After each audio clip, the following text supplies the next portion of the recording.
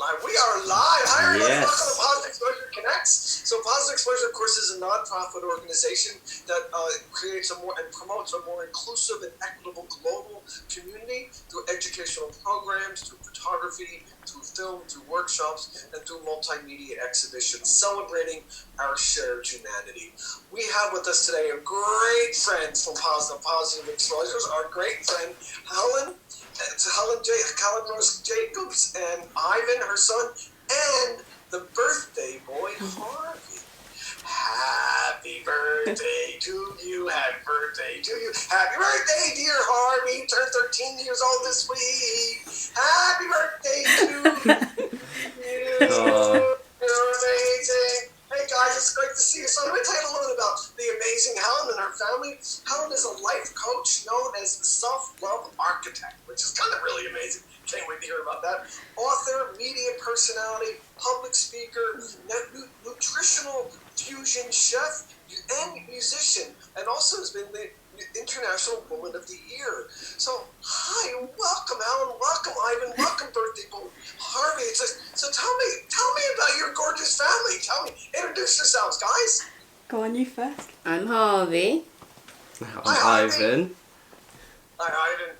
And I'm obviously Helen, their mum. These are the youngest of 6. I also have Angelica in the room, who's doing a fly-on-the-wall film of this. So Hi. Shout hello. Hi. She's always behind the camera. She's always working. Yeah, she's always behind the camera because she's actually in her final year of being a film student. Oh wow, wonderful. So she's doing a film degree. So awesome. she's very much behind the scenes, but she's very much involved in everything. Oh, great. Well, you're going to have to come visit us in New York. Come work with us at the new Positive Exposure 109, please. Yeah, that really would be good, Joe. Yeah, you have to come now. It's official. It's official. So Harvey, tell me a little bit about what Harvey's about. Who's Harvey? Who's the birthday boy? He's asking you. You tell us. Asking me? Yeah. Tell him about your birthday. My birthday was absolutely amazing. Everyone was here at our house. We had a little fire pit. It was really great.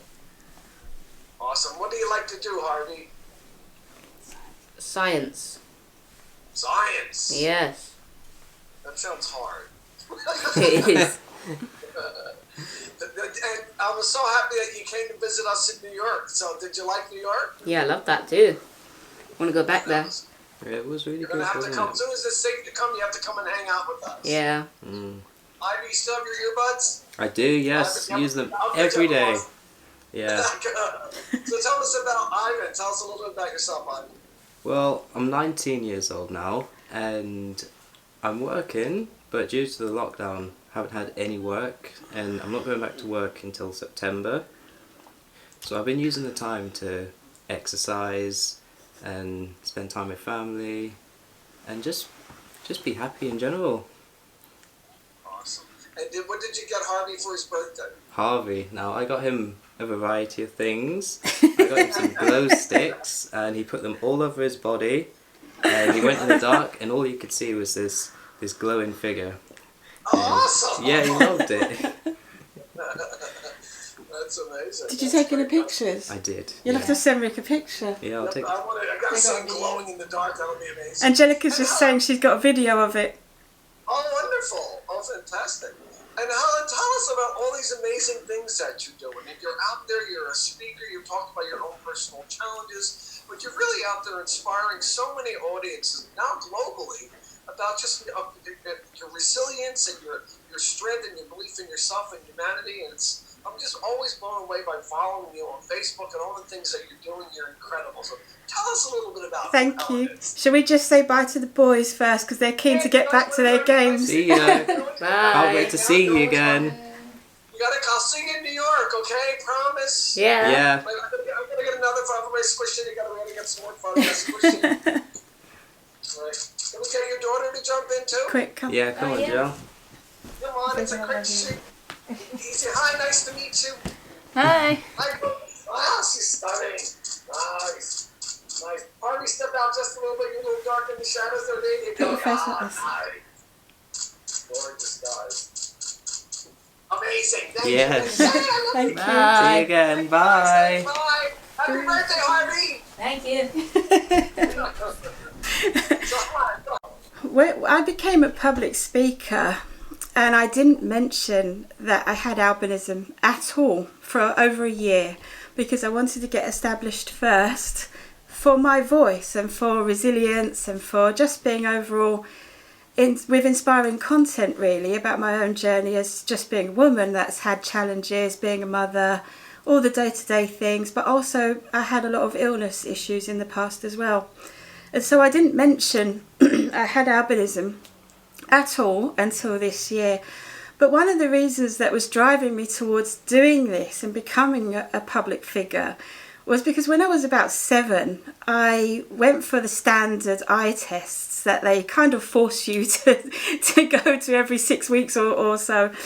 And I overheard the doctors talking to my parents at the time. And I remember hearing, you know, persons with albinism are not going to be able to do this. They're not going to be able to flourish in sports. They're probably not going to do well in sciences.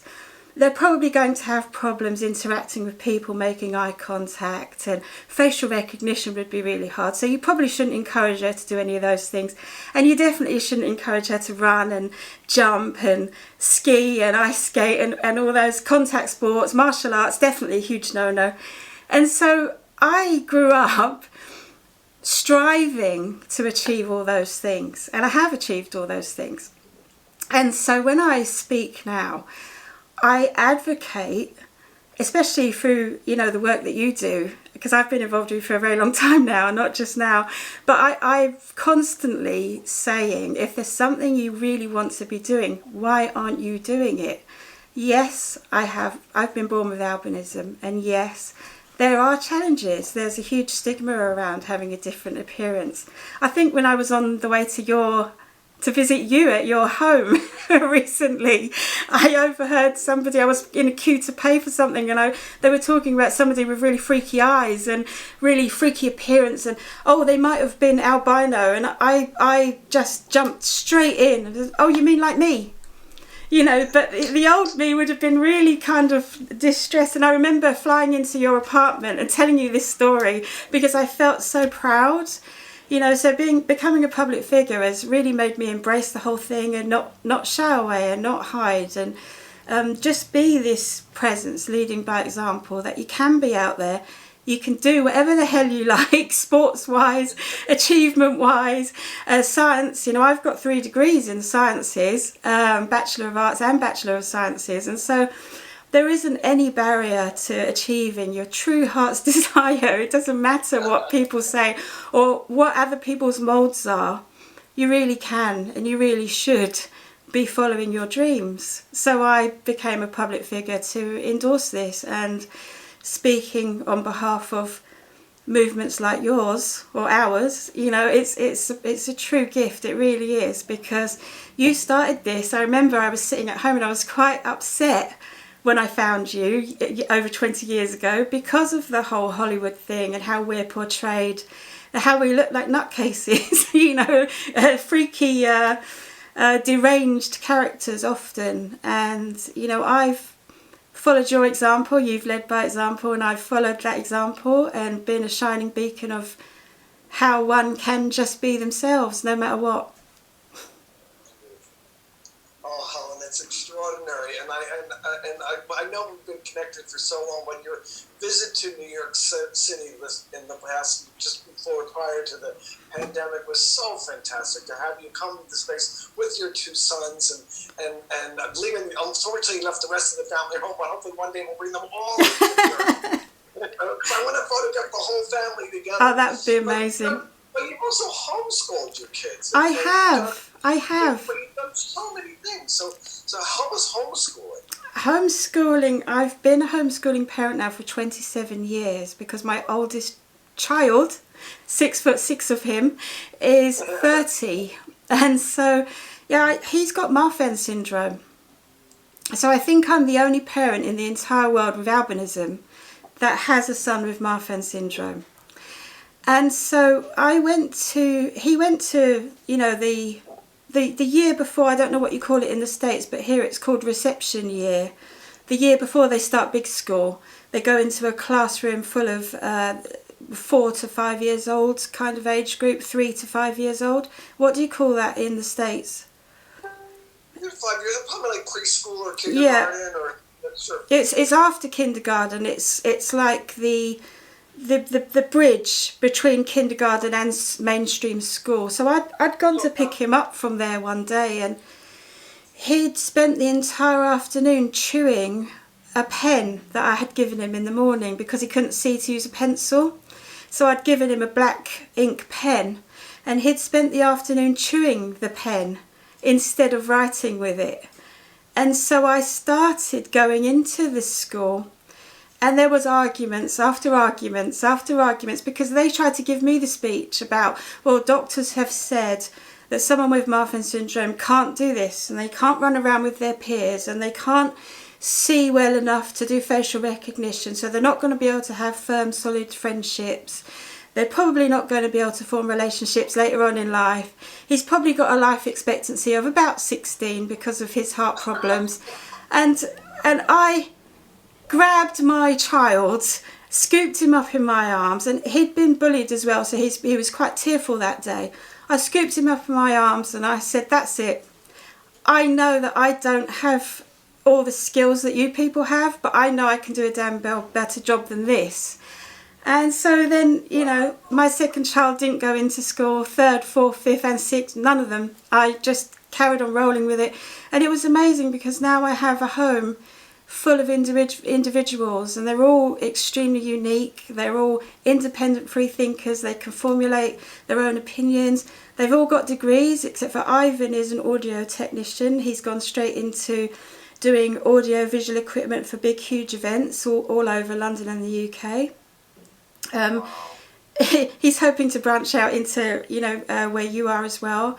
And so, you know, it's only Harvey left to go, but Harvey wants to be a NASA scientist. So, you know, the dreams and aspirations, I have absolutely no doubt in my mind that he will morph into whatever he wants to be at any time, because he's just brilliant. But I'm incredibly proud because I stuck to my guns, and that conversation that I overheard with doctors when I was 7, it really did change the course of my life, because I wasn't going to be told just because you can't see as well as everybody else, you're not going to be able to achieve X, Y and Z. I've stuck with that my whole life, and I've passed it on to my children too. So none of them have got albinism. Joseph's got Marfan syndrome because he inherited it from his biological father, and he's never had an issue with anything. You know, he works at a cinema, I think you call them movie theatres there. He works and he's in charge of team morale, confidence boosting. He inspires new team members to interact with customers and be fully illuminated, and you know, he boosts confidence, and he's just amazing. And Marfan syndrome is a connective tissue disorder which will place your son at risk of an aortic dissection, there's scoliosis, like sex bottom. Marfan.org is the website. Have you been to a Marfan conference? Yes. Well, we used to go when he was young, when he was a child, because he was part of the tall persons group, because he was always much bigger than just the head and shoulders above his peers. And he did have problems with mixing with people his own age. He's always mixed with children much older. But I started a huge homeschooling movement which covered 5 massive areas of the UK back when he was little, so that he wouldn't have that problem, you know. Amazing. So tell us, so I'd love to hear more about as a life coach that you're known as the self-love architect. What does that mean? Well, so it's intriguing, and it's you obviously have nurtured this in yourself and in your family, and now you're sharing this. Tell us about that, please. One of the most fundamental things that I inspire in people is to change the dialogue,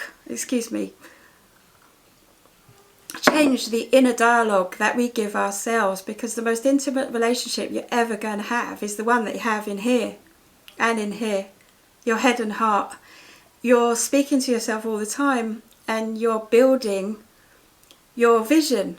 So the reason why I've called it Self-Love Architect is because it is like Lego. It's like building blocks.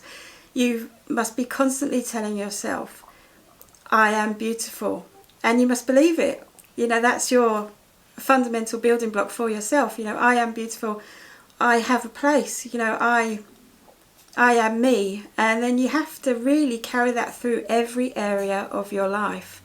And so architecturally, you structure your thoughts so that they're not at the tower game where you pull out blocks and the tower collapses.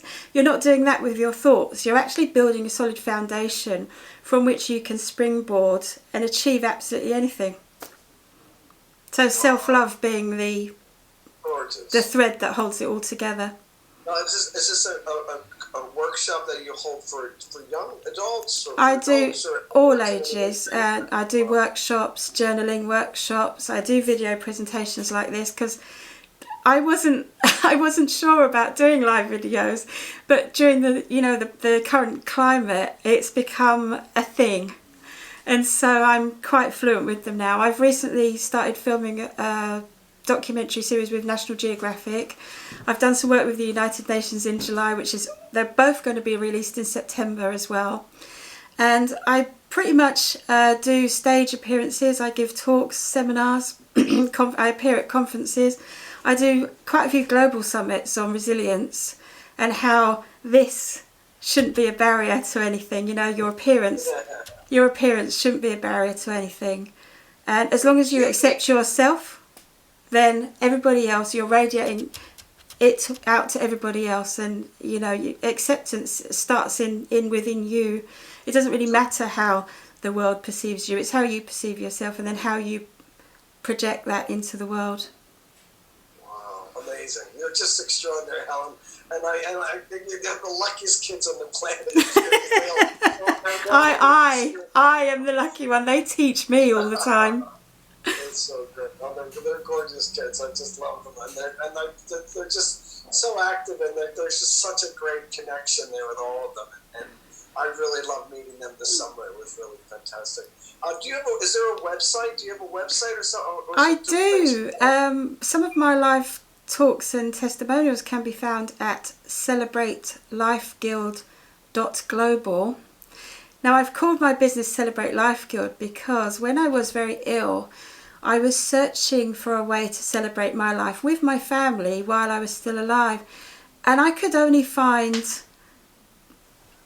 dead things, dead memorials and dead celebrations. It was nothing to do with me as being a fully alive person. And so I wanted to show that you should be celebrating your life, and I'm going to do that first, so that it's no point in just standing there emptily talking about celebrating your life, because I really do believe that, you know, this gift of life that we have is a magical thing, and we should embrace it every second of the day. You know, there isn't anything. I mean, I get daily challenges just like everybody else. You know, I have a big family, I have a house, I have, you know, travel restrictions at the moment, and so, you know, there's things that do get you down. Travel restrictions being right up there as being the thing I've been quite upset about this year. But yeah, no, you know, I have day-to-day challenges and just regular things, just bills, you know, same like everybody else. But life is still pretty magical, and it is a gift, and by being fully present in every moment, it's a way of celebrating the now. And so I thought, well, I wouldn't ask anybody to do anything I'm not prepared to do myself. So I started the Celebrate Life Guild to show that it is magical, and you can be celebrating who you truly are despite all your day-to-day challenges and your day-to-day lifestyle things that come up for everybody. That's so beautiful. That's incredible, Helen. Now, I know that you've had some real health issues, some really serious health issues where you weren't able to walk for a while and couldn't stand for any length of time. Do you want to talk a little bit about that, and is it your found love in yourself that pushed you forward through that, or tell us a little bit about your journey and your resilience? Thank you. I was on my way to an appointment in 2006, and it was a very cold, wet, rainy day in the north of England in the UK, so it's like kind of at the top of the map. And I got about 50 to 100 yards from my home, and two guys appeared either side of me, and they dragged me behind a bin store that was obscured from the road. And it ended up getting into a huge big fight. And one of them had a knife, and I didn't see it because, like, I am visually impaired. As much as I like to not say that, I do have visual challenges. And the knife got plunged into the side of my neck here, and I ended up being raped, and they stamped all over my abdominal cavity, and I died at the scene. And a policeman had seen them running away, and he came to investigate why, what they were running away from in that way. And he brought me back to life, and I woke up from this nightmare in hospital, and I was actually paralysed for 7 years.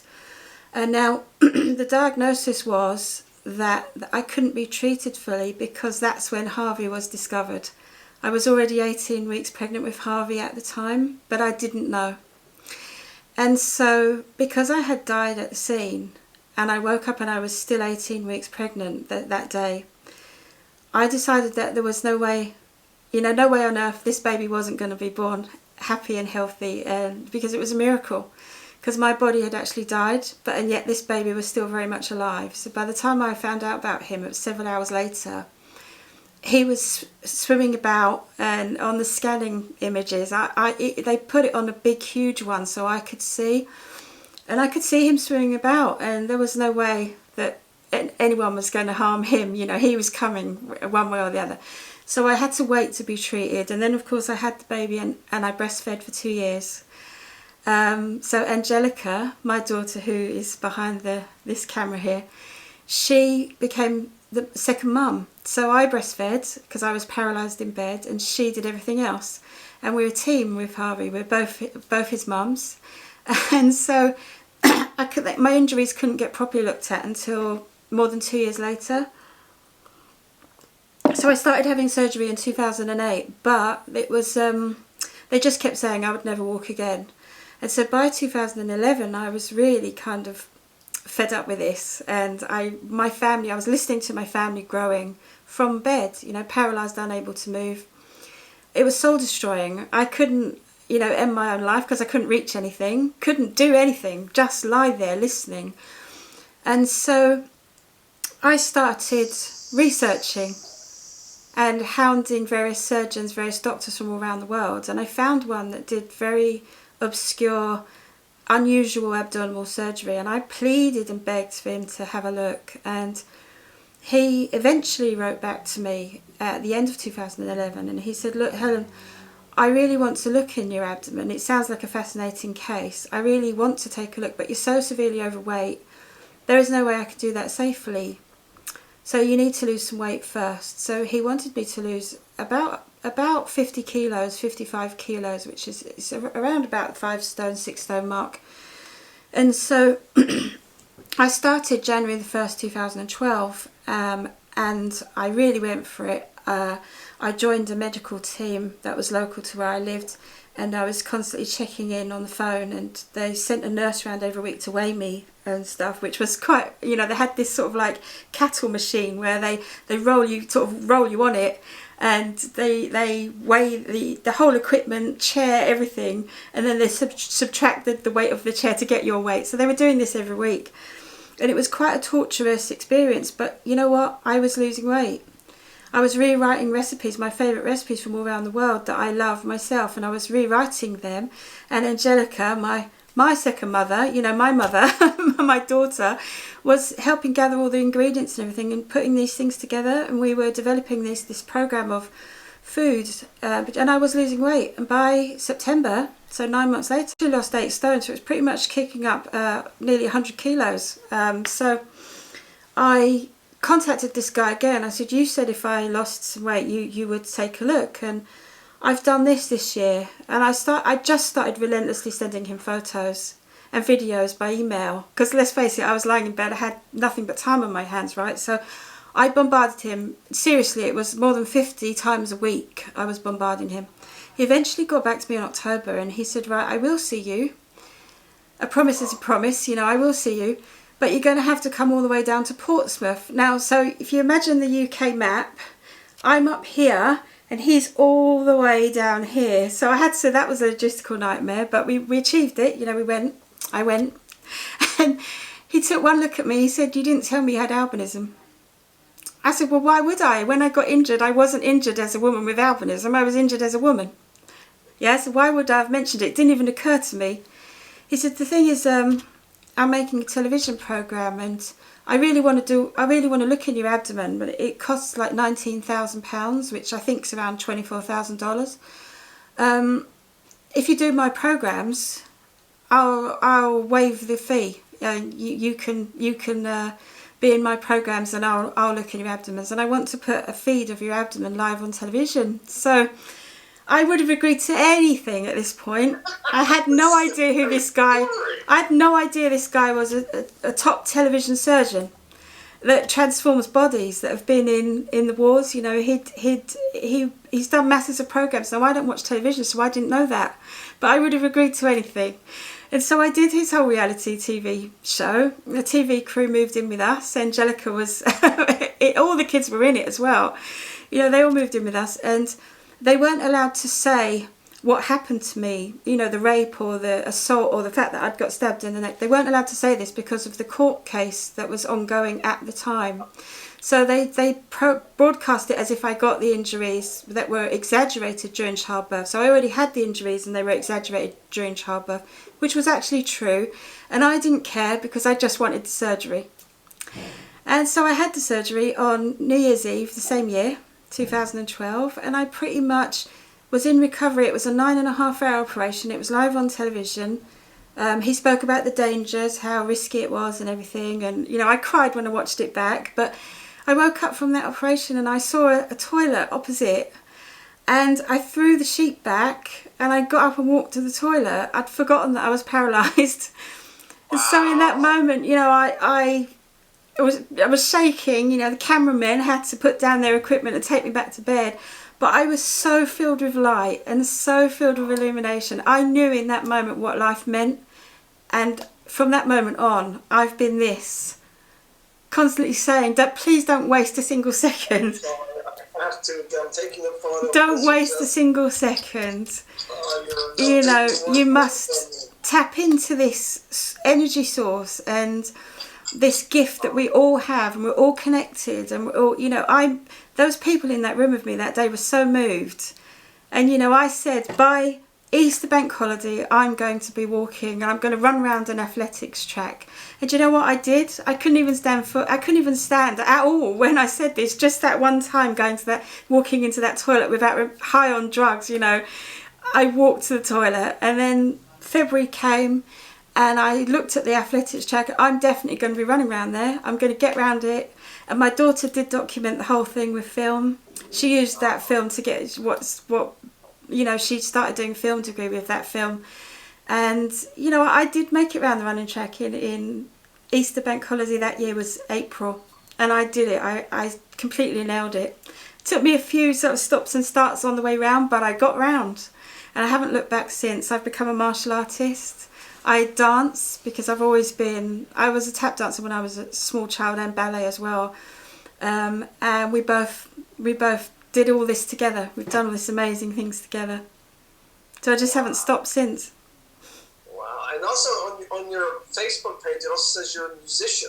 Yeah, well, I went to a special school for partially sighted and blind students when I was young. And it's kind of inevitable that you are going to do music when you go to a sight impaired or visually impaired, or however, what terminology. I'm not very politically a correct person. So, you know, I had visual challenges. So I was at this school. You're thrust into the music world. So I sang on stage. I played different characters in different plays. You know, I was all the fairy tale Rapunzel, Cinderella, Snow White, you know, all the magical hair beings, you know, and I was a musician, you know. I did, there's a young lady watching this called Georgina. Hi Georgina. Her and me did all our music exams together, and we did duets, and we played a variety of instruments because we could. Wow, that's extraordinary. Just amazing. It's just, you're just incredible. So now, of course, when you're able to travel again, and you're coming back to New York City, can you give us a concert at our Positive Pleasure 101? Oh my gosh. We should have Maybe if you sing as well. Oh, cool. Well, maybe you could do a concert. You can also. We'll ask the boss. We'll ask the boss if Harvey does a magic trick or something like that. Then we will. We'll ask the boss. It was a big milestone for him to turn 13 this Wow, he couldn't wait. He couldn't wait because all his brothers and sisters are all adults now. I mean, obviously Ivan's 19, so he's still technically a teenager. But he couldn't wait. He couldn't wait to be one of them, you know. And he asked for nothing for his birthday. All he wanted was to feel like a man. He wanted to do a family dinner. He didn't want to have party food. He just wanted us. He just wanted us all around the table and to have like discussions and things. And so, you know, we still had to do some things. You know, we had to put balloons up.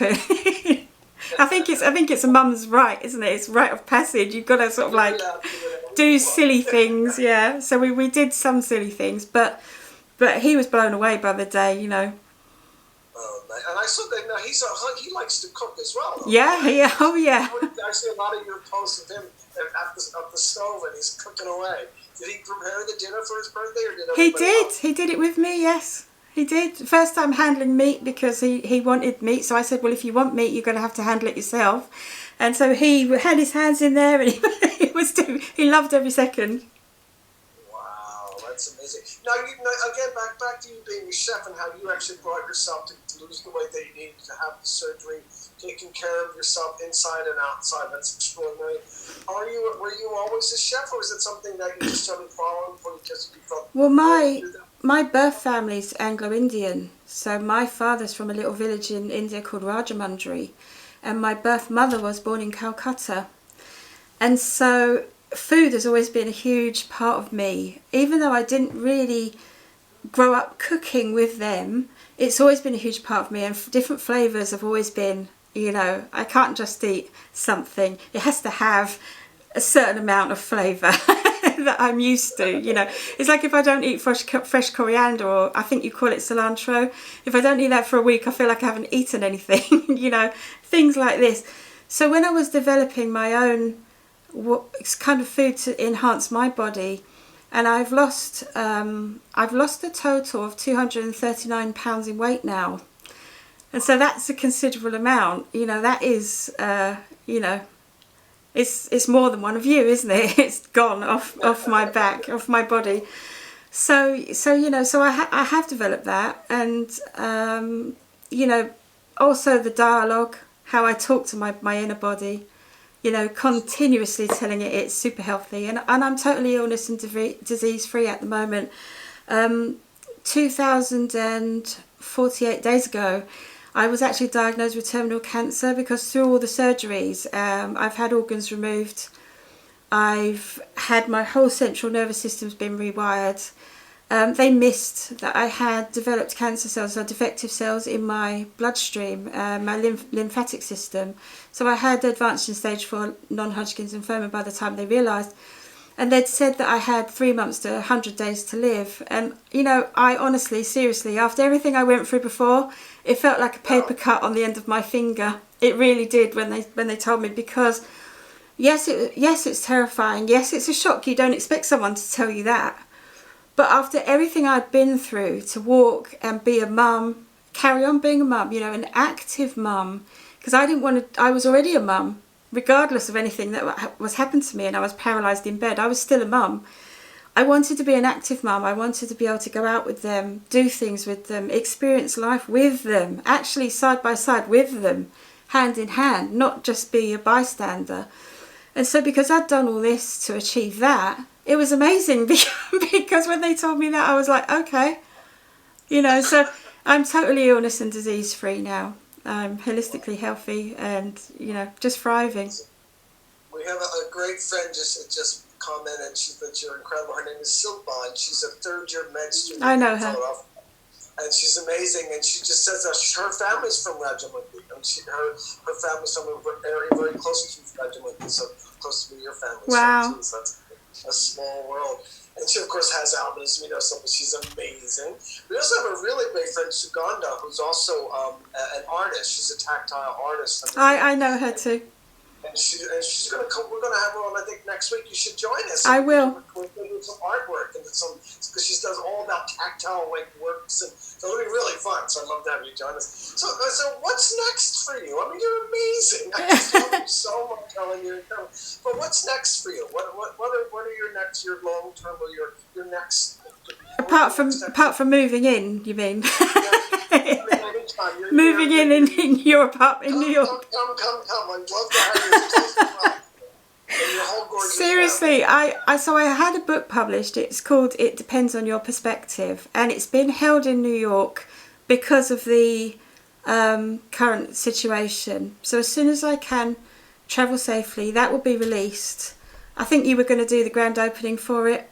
Yep. So as soon as I can, that will be released over there, and then it'll be worldwide publication. But I specifically wanted to do the launch there and not in London, because when I'm travelling with my children, I'm just a mum travelling with her children, with her sons. And I kind of really did feel that 100% when New York's not like any other place in the world. You know, I've been to lots of places, but New York's so different. It's like I went to speak at an event there, and I said to the organisers, you know, I have albinism, and the guy sort of spun his head round and went, so what? And I love that.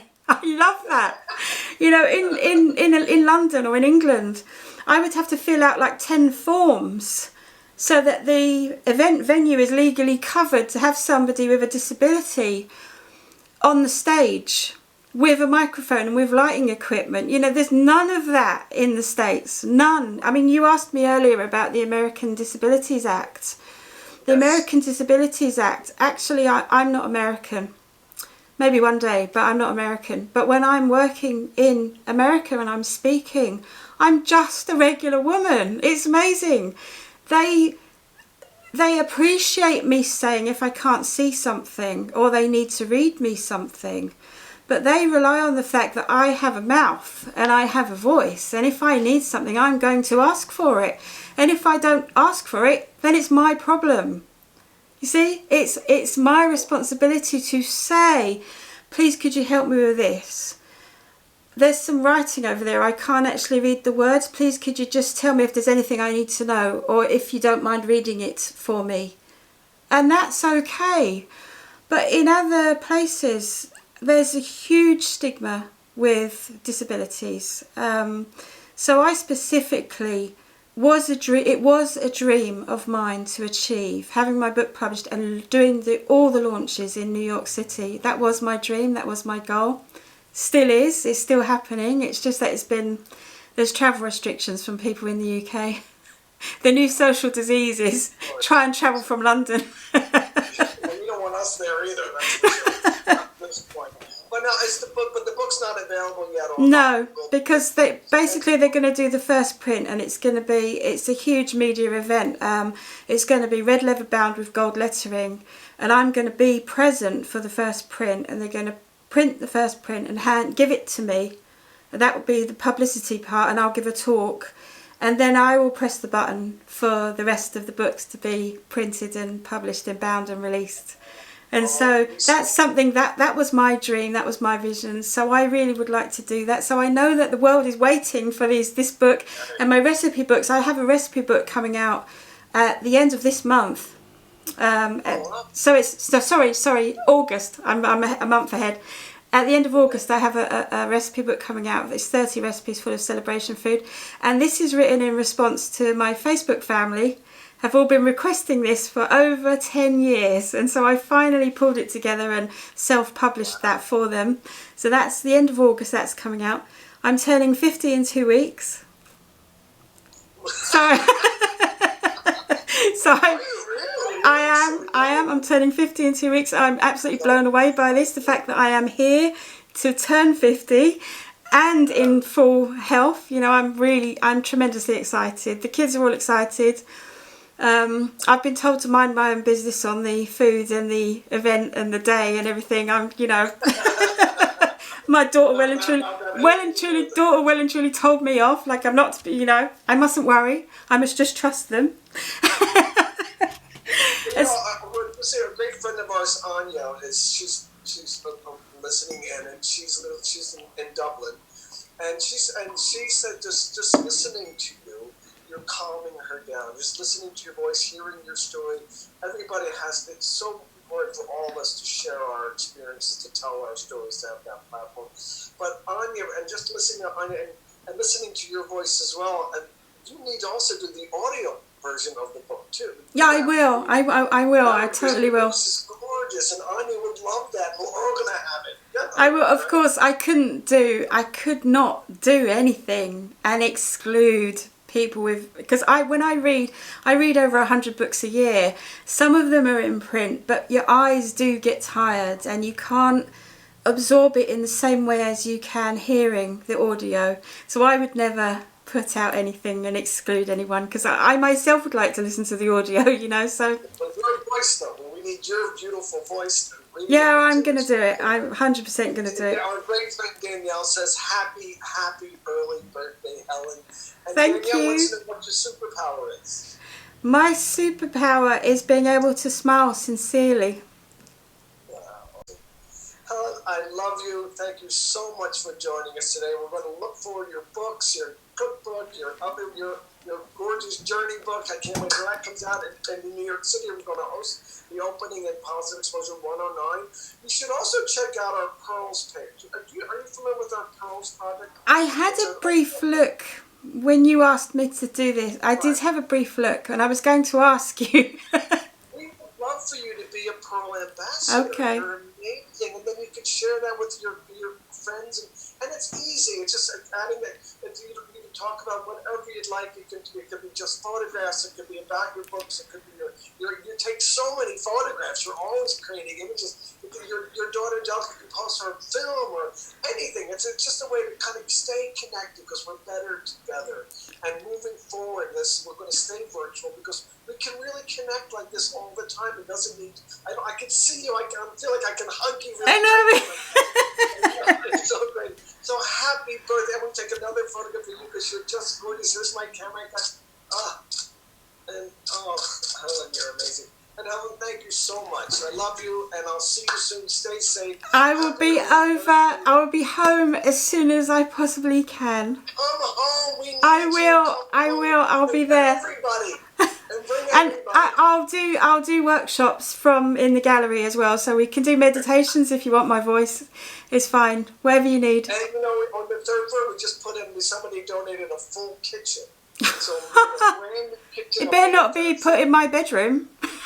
Sorry, it is. But it's a brand new kitchen, so we can do cooking. So you can do cooking lessons. Yes. Brand new. All right, Helen, thank you. Hugs to the family. I love you. Take care. I love Stay you. safe. Remember, we're better together. Thanks for sharing your beautiful, beautiful story and your gorgeous spirit. Be there as soon as I can, okay? Yay! Stay safe. Send me details. It's done. Love you. I love you too, darling. Thank you. Bye.